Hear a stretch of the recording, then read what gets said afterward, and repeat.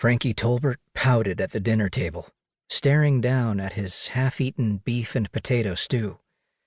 Tiny carrots floated in brown gravy, like miniature orange islands. He imagined himself marooned on one, all alone. His checkered napkin was stuffed into his collar to shield his white t-shirt and denim overalls from the sauce. Mother forced him to put it there, as if he were still a little kid. He despised having to stay behind with her and his little sisters while his father and older brother tended to men's business. It wasn't often that someone knocked at the door in the middle of dinner after the sun had set and dusk had fallen. He figured something exciting must be going on, and he wanted to be a part of it. After all, he had just turned 10.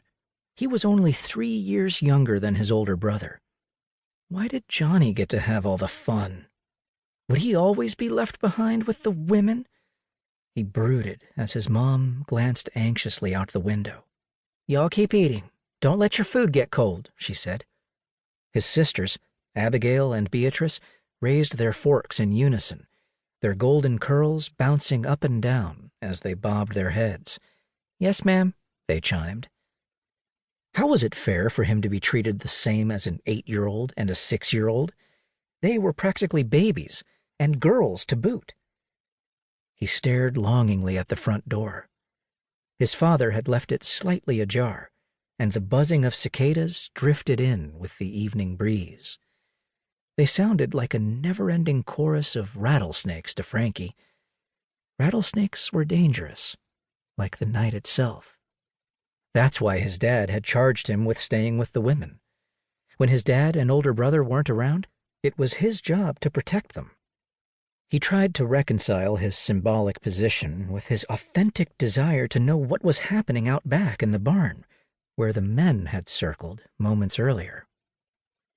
His mother's eyes flicked from the window to the front of the house. Then, the familiar-faced man reappeared in the crack between the door and the frame.